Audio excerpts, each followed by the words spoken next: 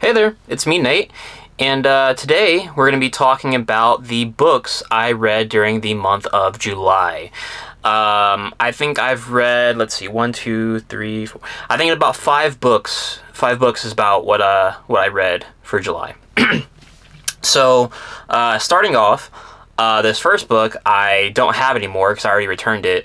I finished The Poppy War by R.F. Kuang, and I have a review for that here on the channel. I'll probably put a card or annotation, on the screen, so that way you can go watch that review if you'd like. I wasn't very positive on it, which is why I don't have my copy of it anymore. I thought it was really a half-baked story. It had a strong start, but then it felt very rushed, and it felt like it was 2 or 3 books worth of stories crammed into one. And it was so, poorly paced, and it didn't give enough time to let these, very rapid story developments breathe. But yeah, if you want my full thoughts, I do have my review for The Poppy War. After that, I finished Elric of Melniboné. Now, this is in... Elric of Melniboné by Michael Moorcock, I should say. Now, this edition is the omnibus with Michael Moorcock's kind of preferred chronological order of the Elric saga stories. So this first one has Elric of Melniboné, the Fortress of the Pearl, the Sailor on the Seas of Fate, and the Weird of the White Wolf. So I finished the first story, Elric of Melniboné, and I thought it was really good. I have a review for that also here on the channel. Again, up here, so you can go watch that. And I really enjoyed it. Elric and, the Elric saga are your classic kind of like sword and sorcery stories. And they're mostly like novella length or short story length. So not long at all. You can knock them out in a day or two. And Elric is the current emperor of this island nation of Melniboné, and he is kind of like one of the classic anti-heroes. He is like the classic kind of as you can tell from the cover, is like this classic the pale-skinned, dark-armored powerful protagonist. And, he has, his dark evil sword. And so, a lot of these tropes that we see as, commonplace nowadays came from Michael Moorcock and his depiction of Elric. And Elric is not your typical sword and sorcery protagonist. He is very contemplative and very kind of, despite, the culture of his people and the power that he has, is very much he's very much trying to seek justice and trying to be a good person and trying to follow his conscience, but the ways of the world and the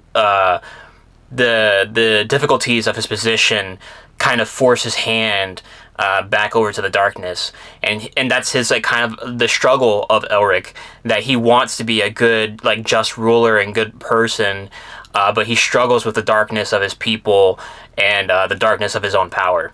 And so yeah, Elric is a really interesting read. I did go on to read the second story, The Fortress of the Pearl.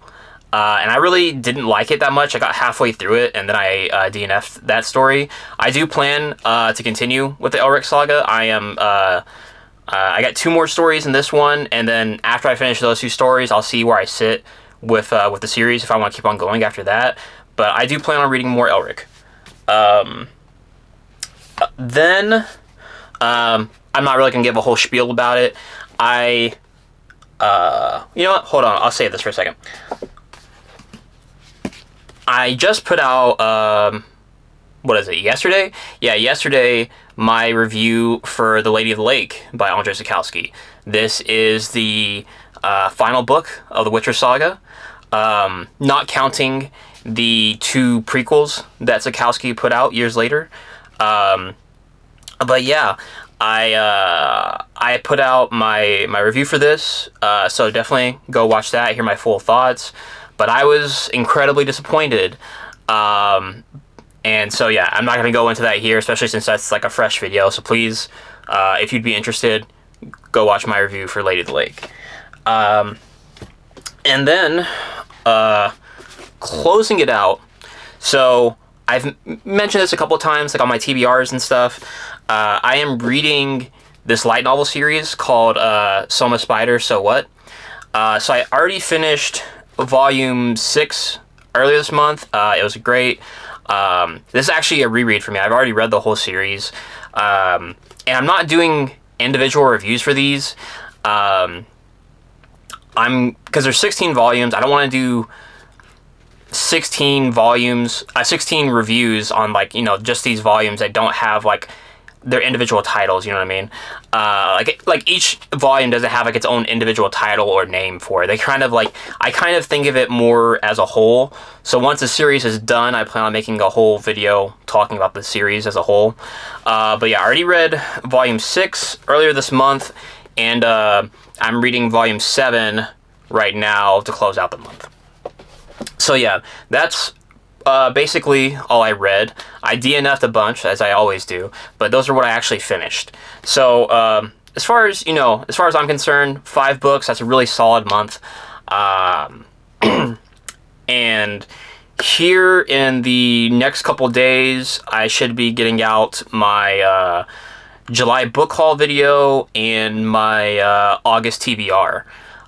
So this is going to be, shaping up to be a pretty video-filled week for me, more so than usual. But that's just kind of how it all worked out. And as far as I have to say, for my favorite book of the month, I will say it would be Elric of Melniboné.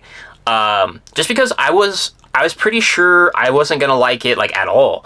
Like, despite not liking the second story,